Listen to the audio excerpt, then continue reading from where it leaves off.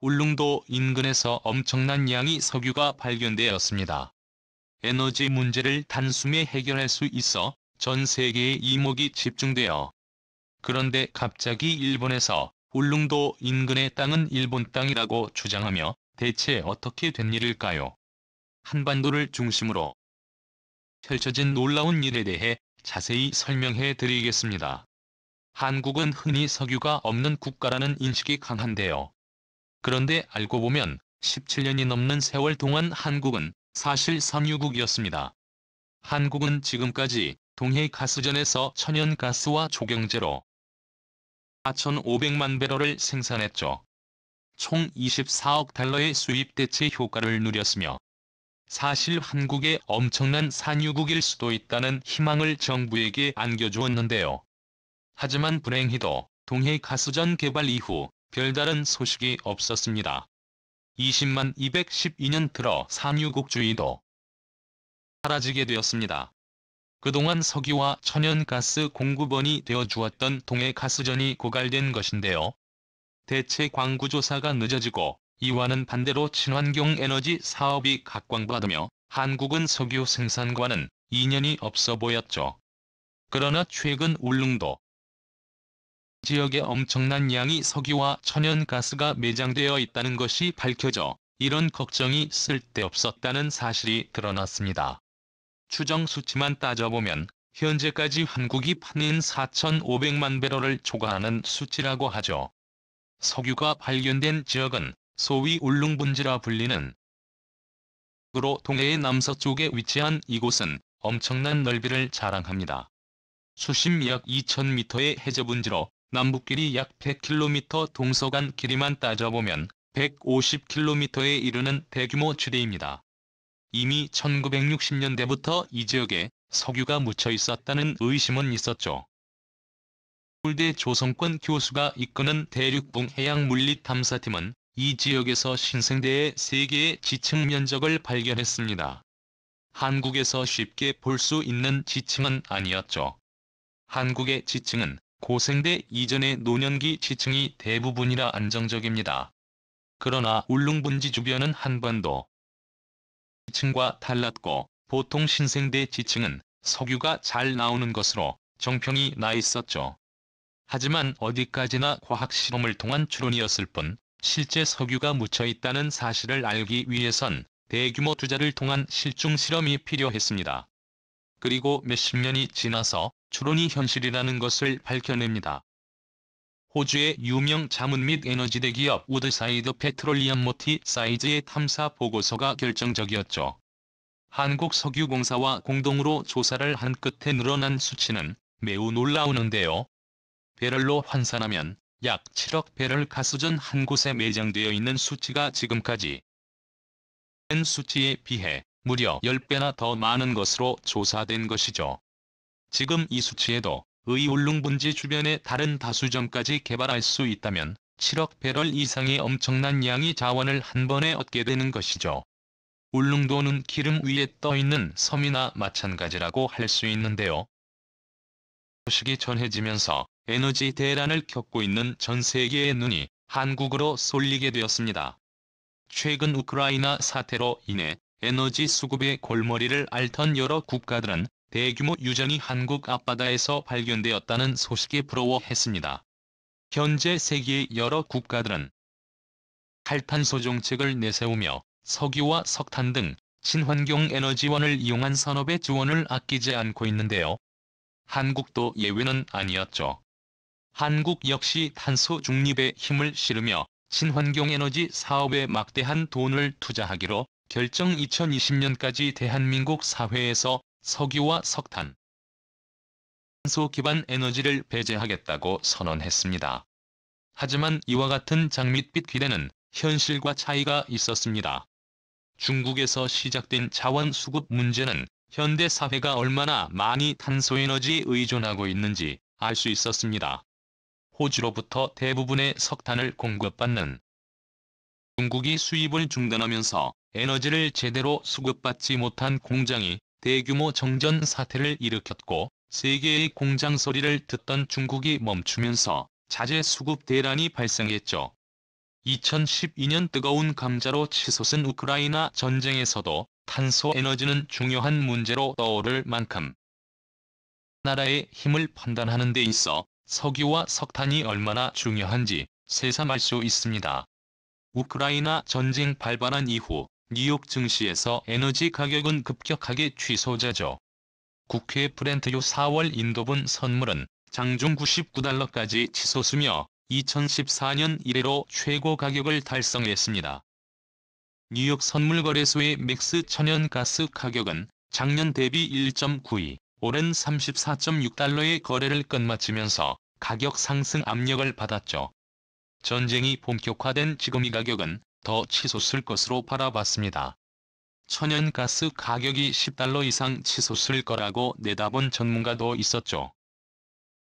에너지기구가 있는 올해 석유 수요에 대해 폭증할 것이라는 표현을 쓰며 석유 수출국 기구 오펙이 충분하지 못한 석유를 생산함에 따라 공급은 줄어들 것이고 러시아 역시도 정치적 목적으로 석유를 풀지 않을 것이라 예측 자원 전쟁이라고 부를 만큼 심각하게 흘러가고 있었죠.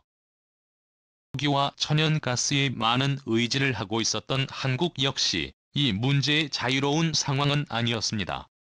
친환경 체제로 완전히 탈바꿈한 것이 아니기에 탄소 에너지 상승의 직격탄을 맞을 수 있었던 상황이죠. 그러나 이번 대규모 유전 개발 소식이 들려오면서 한국은 탈탄소 사회로 이전하기 전에 안정적인 자원 수급이 가능해진 것입니다. 한국이 단독으로 사용할 경우 2년 동안 수입하지 않아도 경제에 아무런 지장이 없을 정도라고 하죠. 이런 가운데 한국이 차지한 석유 자원을 타낸 국가가 있었습니다. 바로 일본인데요.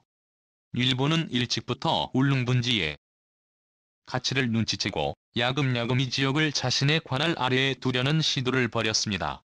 일본은 1978년 국제수로기구의 정식 공인 절차를 거치지 않고 울릉분지를 스시마분지라는 이름으로 부르며 자기 영토라 주장했습니다.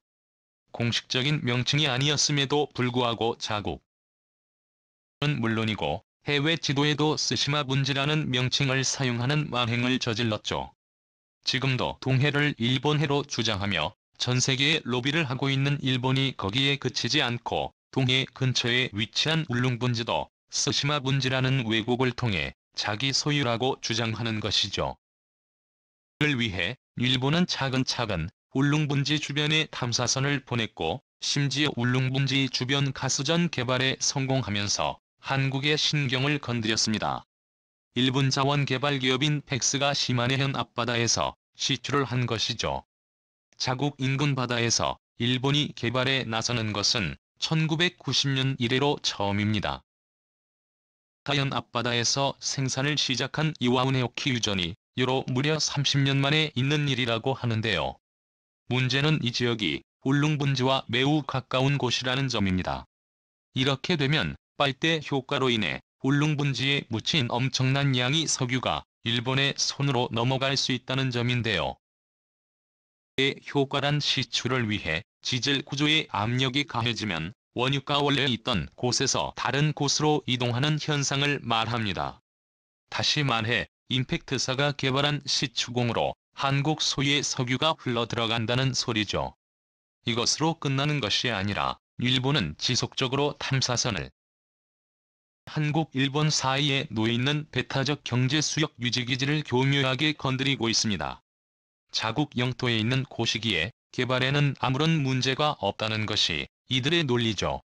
이런 가운데 한국에서 엄청난 양의 석유 부존 자원을 확인하고 개발을 위해 본격적인 투자에 나선다는 소식을 듣자 일본은 매우 당황할 수밖에 없었다고 합니다. 계획대로라면 일본이 야금야금 울릉분지의 자원을 빼낼 생각이었으나 한국이 울릉분지의 본격적인 개발을 한다면 오히려 울릉분지를 거점으로 일본 배타적 경제 수역에 있는 석유 자원까지 한국이 가져올 수 있기 때문이죠. 빨대의 효과를 한국이 반대로 이용할 수 있게 되는 것입니다. 이렇게 되자 일본은 스시마 분지라 붙인 곳은 사실 일본 땅이라고 주장. 심지어 주한 일본 대사를 청와대로 보내 스시마 분지에 있는 석유는 일본의 것이고. 하지만 이러한 시도도 실패로 돌아가게 되었습니다. 국제공동해양 시추 프로그램이 오늘 사무국에서 공식적으로 한국 울릉분지를 정식 명칭이라고 인정하며 스시마 분지는 정확한 표현이 아니라고 못 박았기 때문입니다. 이오드 프로그램은 전대양을 대상으로 해양 탐사를 통해 지구상에 발생하는 여러 과학 분야의 를 해결하고자 하는 국제공동연구 프로그램입니다. 한국 정부는 울릉분지 탐사를 위해 이오드 프로그램을 지속적으로 요구했고 이에 이들 사무국은 울릉분지 탐사에 나서겠다고 답변을 한 것이죠. 용어에 있어서도 울릉분지가 공식 명칭이라고 사무국에서 선언. 또 모든 과학자들은 스시마 분지가 아닌 울릉분지를 공식용어로 써야 합니다. 이렇게 되면 스시마 분지가 일본 땅이라고 주장하는 일본 정부의 주장을 정면에서 부정할 수 있게 되는 것이다. 자원 개발에 있어 일본의 개입을 원천 봉쇄할 수 있습니다. 심지어 이번 용어 선정으로 일본의 대신 동의 표현이 들어가 앞으로 학계에서 공식용어로 동해가 더 많이 사용될 가능성이 높죠. 한국에게 엄청난 기회가 찾아온 것입니다.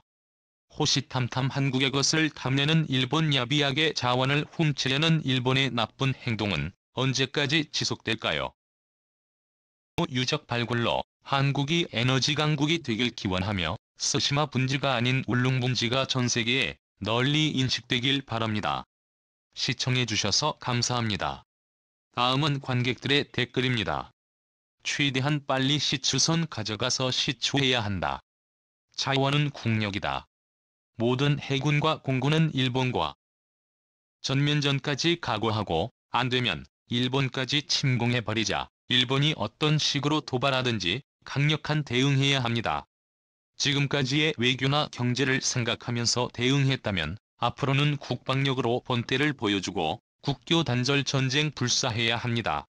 당시를 모두 말살하더니 민족 말살 정책까지 하면서 이제는 독도를 다케시마, 즉 죽도라고 부르면서 대나무가 없는 섬을 자기들 땅이라고 부른다는 것이 일본의 침략 의지를 드러낼 것임을 분명히 하고 있기에 일본의 성내를 만천하에 알리고 민족의 기치를 살려 조국을 수호함을 천명한다. 대마도도 칠광구도 오키나와도 대한민국 영토라는 사실 대한민국 국민들은 절대로 포기하거나 이어지면 안 된다. 그동안 개발해놓은 미사일 같은 신무기의 실전 적용을 빠른 시일 내에 구세기에 맞길 시험해야 할 때가 된 것 같아요. 일본이 아직 각성을 못해서 그렇지 자신들이 가진 자원의 가치를 깨닫는다면 이상 무리것을 판내지 않을 거예요. 화산 지진 쓰나미 태풍과 폭설 인류가 만든 가장 큰 제한 방사능까지 어느 나라도 이렇게 다 가진 나라는 없었죠. 엄청난 재산이죠. 늦게 개발해도 좋다. 일본의 투자나 도움 참견 같은 건 절대 사절이다. 칠광구 같은 결과로 열폭하는 일은 다시는 겪고 싶지 않다. 일본은 우리 대마도 난의 나라 순시 스시마라는 지명을 세계지도에서 완전히 지워버리는 그날까지 노자패는 계속해야지. 울릉분지에 풀었을 칠광구를 사수하라. 우리 미래의 후손들에게 그 영광이 주어질 것이다. 일본이 전쟁을